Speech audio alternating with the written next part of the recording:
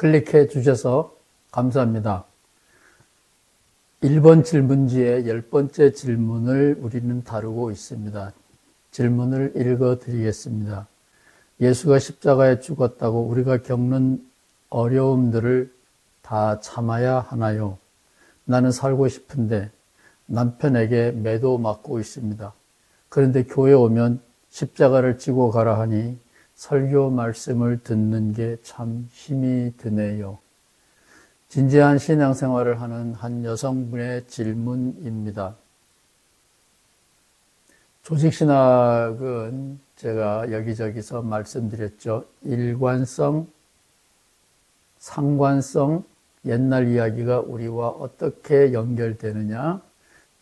연결되지 않으면 죽은 이야기입니다. 호랑이 담배 피던 시절, 호랑이는 더 이상 담배를 피지 않지요. 따라서 호랑이 담배 피던 시절, 이런 말은 죽은 겁니다. 말은 태어나기도 하고 죽기도 합니다. 성경도 마찬가지입니다. 하나님의 말씀이라 그래서 죽지 않는 법은 아닙니다. 레위기에 나와 있는 대부분의 말은 오늘 유대인들, 기독교인들에게서 죽었습니다. 사용되지 않고 있습니다. 대부분은 그렇습니다. 조직신학은 그래서 일관성, 상관성, 그리고 실천하면 우리가 어떤 열매를 얻는가, 이 세 가지 질문을 주로 다룬다 그랬습니다. 오늘은 이미 밝힌 대로 십자가에 대한 이야기를 다룰 텐데,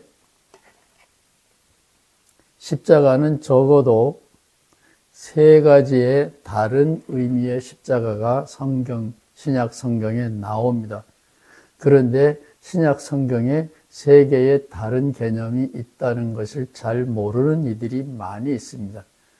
그러니까 일관성 문제를 요즘 신학자들, 목회자들 잘 모릅니다.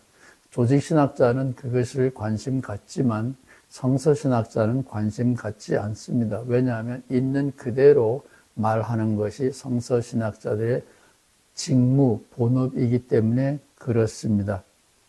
저는 조직신학자이기 때문에 일관성 문제를 진지하게 다룹니다. 신약성서는 예수님의 십자가를 그리는 세 다른 개념이 나오고 우리가 오늘 다루려고 하는 날마다 지는 십자가는 네 번째 십자가입니다. 복음서에 의하면 예수님께서 십자가에 달리실 때 좌편에 우편에 같은 정치범이 처형을 당했다 그랬죠. 그래서 흔히 교회는 세 개의 십자가를 많이 생각을 합니다.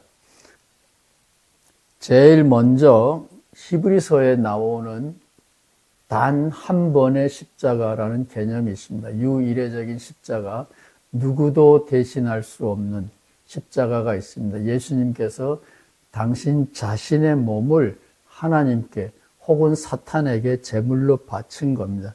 예수님이 자기를 희생하셨을 때 그 희생 제물을 누가 받았을까요? 여호와 하나님이? 그러면 여호와 하나님은 자식을 잡아먹는 뒷얘기는 안 하겠습니다. 사탄에게 바쳤을까요? 왜냐하면 사탄이 율법을 가지고 사람들을 자꾸 죄인이라고 몰아붙이니까 자비가 넘치는 하나님이 사탄에게 예수를 희생제물로 바쳤을까요? 설명은 하지 않겠습니다. 어쨌든 예수님께서 자신을 신에게, 사탄에게 한 번 희생제물로 바쳤다. 그것이 유일회적인 십자가입니다. 이것은 반복될 수가 없습니다. 두 번째는 구약성서 레위기에 나와 있는 것을 신약성서가 자꾸만 지워버릴 수 없어서 반복 생각하고 있습니다. 나무에 달려 죽은 죽음은 신의 여호와 하나님의 저주를 받은 죽음이다. 스데반처럼 돌로 맞아 죽는 죽음은 의인이 당하는 죽음일 수 있지만 아무리 의인이라도 이렇게 나무에 달려서 죽는 죽음은 분명히 나와 있습니다. 구약성서에 신의 저주를 받은 죽음입니다. 그것을 스캔들, 걸림돌이라 그러죠. 따라서 왜 예수님께서 하필 이런 죽음을 죽으셔야 했던가? 그것이 문제입니다. 예수님께서 당신 자신을 희생제물로 바쳤다. 그거는 그런 대로 넘어갈 수 있는데 나무에 달려 죽는 죽음을 죽었다. 이것은 유대인으로서는 상상할 수도 없는 끔찍한 신의 저주로서의 죽음입니다. 그런가 하면 요한복음은 헬라 문명과 친숙한 사람들에게 예수의 십자가를 얘기하고 있습니다. 따라서 신의 저주로서의 십자가 죽음을 이야기할 필요가 없었습니다. 헬라 문명에서는 많은 사람들이 끝까지 자기의 사명, 명분, 그것을 고집하다가 죽는 장렬한 죽음을 승리와 영광의 십자가라고 생각합니다. 따라서 요한복음의 십자가는 내려가는 치욕의 십자가가 아니라 올라가는 승리의 십자가입니다. 전혀 다른 세계의 십자가가 예수님과 함께 골고다 산상에 있었지만 신약 성서 안에도 세 개의 다른 십자가가 있습니다. 꼭 기억하시기 바랍니다. 오늘 구독자가 준 질문, 우리가 다룰 질문은 제4의 십자가라고 말씀드릴 수 있습니다. 그것은 복음서에도 나와 있고 고린도전서 15장 부활장에도 바울 선생님이 강조해서 말하고 있습니다. 나는 날마다 죽는다. 여기에서 말하는 십자가는 우리의 생활 스타일을 말합니다. 날마다 죽는 겁니다. 사람은 한 번밖에 안 죽잖아요. 근데 여기에 바울 선생님이 말하는 십자가는 날마다 지는, 날마다 죽는 십자가입니다. 사건으로서의 십자가가 아니고 이례적인 십자가가 아니고 저주의 십자가도 아니고 내가 달게 감수하고 나아가는 고난의 십자가인데 이것은 날마다 지는 십자가입니다. 날마다 지는 십자가는 비유적인 말입니다. 죽음을 뜻하는 것은 아닙니다. 어쩌면 죽는 것보다 더 어려울 수도 있습니다. 날마다 지는 십자가 첫 번째 뜻은 바울 서신을 잘 읽어보면 세상과 짝하는 나를 죽이는 겁니다. 예수님 편에 서는 것이 아니고 세상과 짝하는 나를 죽이는 겁니다. 그것은 알기 쉽게 말하면 세상적인 가치관, 그것은 두목복음입니다. 두목복음, 구약성서 신명기는 하나님 잘 믿으면 우두머리가 된다, 풍요해진다 이런 것을 이야기하는데 저는 그것은 여호와 하나님의 축복이라기보다는 바알 신의 전공이고 이 세상에 우리에게 약속하는 축복이라고 봅니다. 우두머리가 되고 풍요를 누리는 겁니다. 그런 복음을 쫓는 바울은 그것을 죽이려고 하는 겁니다. 우두머리가 되고 물질적인 풍요를 누리려고 하는 세상과 짝하는 나를 바울은 날마다 죽인다 그러는 겁니다. 그 얘기는 바울은 한 번 죽어도 한 번 죽이면 끝나는 것이 아니라 내 안에 편안해지고 싶고 유명해지고 싶고 하나님이 아니라 사람들로부터 인정받고 싶고 이런 본능적인 욕망이 끊임없이 내 안에 남아있다라는 바울 선생님의 정직한 고백입니다.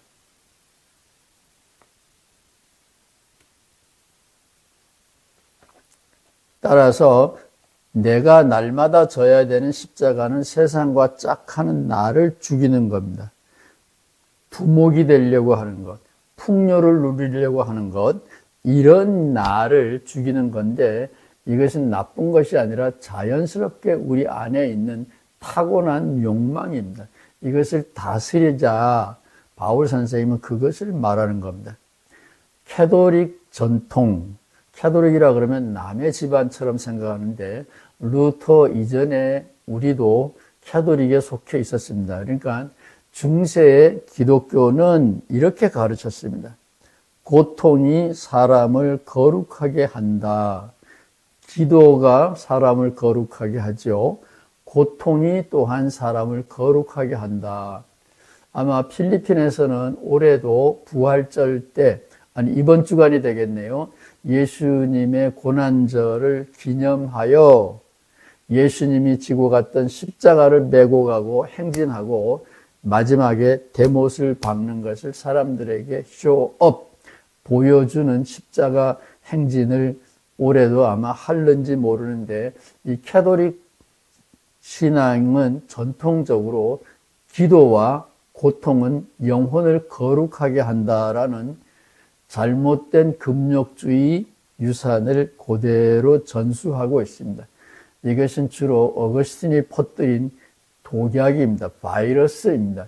예수님과는 전혀 어울리지 않지요. 예수님 그러면 저는 물을 마셔도 포도주를 먹은 것처럼, 고급 포도주를 먹은 것처럼 사람들을 흥겹게 만드는 힘, 거지 같은 사람들, 구박받는 사람들, 병든 사람도 함께 형제 자매로 받아들여서 파티를 벌이는, 먹기를 탐하고 술을 좋아하는, 죄인을 좋아하는 버림받은 사람들과 잘 어울리는 예수. 그 예수가 저의 예수이기 때문에 기도와 고통이 사람을 거룩하게 한다라는 명분으로 십자가를 지고 가라, 십자가를 지고 가라, 매맞는 남편을 잘 받아들여라. 이 생애에서 네가 그 십자가를 잘 감당하면 다음 생에 천국에서는 화려한 생활을 누리게 될 것이다. 이런 것은 중세 기독교의 잘못된 유산입니다. 폭력은 누구의 이름으로 주어진다고 할지라도 저는 용서할 수 없다고 확신합니다. 법이요. 법이 그러면 법을 뜯어 고쳐야 되죠. 하나님이 내 아들을 죽이라 그런다. 예, 하나님이 내 아들을 죽이라 그럽니다. 그래서 100세에 난 아들을 아브라함은 죽이려고 지금 이삭을 제물로 바치려고 합니다. 제가 미국에서 기독교 잡지를 하나 읽었습니다. 거기에 시카고에서 발행되는 잡지입니다.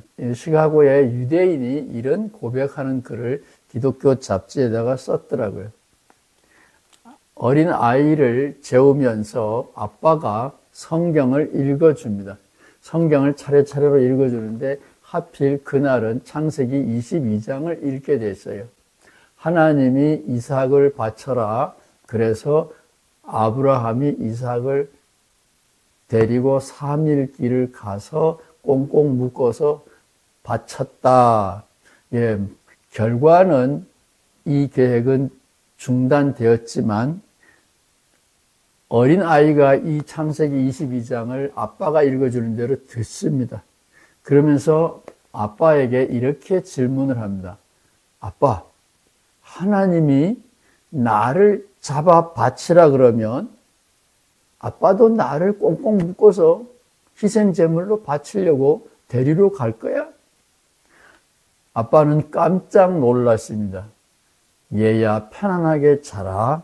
만약에 그런 하나님이 우리 집에 찾아온다면 내가 당장 단호하게 쫓아버릴 것이야. 아들아, 너는 편안하게 오늘 밤 잠들어라. 이렇게 대꾸했다라는 실화입니다. 글을 제가 잡지에서 읽었습니다. 신의 명령이라고 할지라도 매맞는 남편으로부터 매맞는 남편이 가하는 폭력을 계속 감수해야 된다. 그것은 저항해야 됩니다. 용서할 수 없습니다. 받아들이면 안 됩니다. 법이요. 그래서 우리를 억울하게 아프게 한다면 그 법을 바꾸어야 됩니다. 신의 뜻입니다. 이렇게 말하면 그 신을 바꾸어야 됩니다. 그것은 잘못입니다. 왜냐하면 우리의 주님은 예수님인데 예수님의 평화와 생명을 살아가는 예수님의 생각과는 정반대이기 때문에 예수님 이외의 신들은 가짜 신입니다. 거부해야 됩니다. 예수님도 다가오는 고난을 예측하고 이 잔을 물러가게 해 주시옵소서 이렇게 기도했습니다. 달게 받겠습니다가 아니에요. 십자가에서 왜 나를 버리시나이까 라고 통곡하셨습니다. 매맞는 여성들이 아직도 계신가요? 저항하십시오. 이 잔을 물러가게 해달라고 기도하십시오. 이 잔이 물러가지 않고 내일도 또 다가온다면 이렇게 기도하십시오. 절규하십시오. 하나님 왜 나를 버리십니까? 고난을 달게 받는다. 예, 명분이 있으면 내가 원하는, 내가 선택한 고난이라면 받아야 되지만 외부에서 다가온 고난이라면 법의 이름으로든지 신의 이름으로든지 그 고난은 악마의 채찍입니다. 맞서 싸워야 됩니다. 저항해야 됩니다. 이제 조직신학적으로 성서에 나와 있는 세 가지 십자가, 사실은 네 가지가 되죠. 총 목사님들이, 여러분 교회 목사님들이 이번 주에 십자가 설교를 할 텐데 혹시 십자가가 한 종류의 개념밖에 없는 것처럼 생각하고 무턱대고 십자가 얘기를 하고 더 나가서 우리가 이 세상에서 당하는 모든 고난을 미화시키는 그런 십자가 설교를 한다 치면 그것은 신학을 잘못 배운 목회자입니다. 그 목회자를 미워하지는 마십시오. 그 목회자는 잘못 배워서 그런 겁니다. 그 목회자에게는 사실은 죄가 없습니다. 떠날 수 있으면 잘못 배운 목회자가 설교하는 교회는 떠나십시오. 그러나 미워하지는 마십시오. 모르는 것은 죄가 없습니다. 모르는 일에 대해서는 누구도 책임질 수가 없기 때문입니다. 다음 시간에는 첫 번째 질문지에 나와 있는 다섯 번째 질문을 다시 다루려고 합니다. 왜냐하면 바울 이야기를 자꾸 하다 보니까 바울 이야기에서 제일 중요한 게 믿음이라는 단어입니다. 이 믿음이라는 단어가 참 어렵습니다. 일관성이 없이 함부로 마구잡이로 사용하는 단어가 믿음이기 때문에 굉장히 어렵습니다. 하나님이라는 단어는 성서에 400번 정도 나오고 믿음이라는 단어는 신약 성서에 적어도 200번 이상 나오는데 아마 둘도 동일하지 않을는지도 몰라요. 믿음이라는 단어는 적어도 100가지의 다른 뜻이 있기 때문에 굉장히 큰 혼란을 가지고 오고 있습니다. 십자가는 4개의 종류인데도 우리가 혼란을 피할 수가 없는데 믿음이라는 단어는 아마 100가지는 될 거예요. 200번 사용되는데 그 중에 아마 100번은 서로 다른 의미를 가지고 있을지도 모릅니다. 그래서 믿음은 굉장히 어렵습니다. 그래서 다섯 번째 질문이 예수 믿으면 복 받나요? 그런 건데 어떤 복을 받느냐가 문제지 복은 받습니다. 그런데 다음 시간에는 믿으면 예수 믿는다는 게 도대체 뭘 말하는가 이것을 다루려고 합니다. 질문을 주신 분들 특별히 감사드립니다.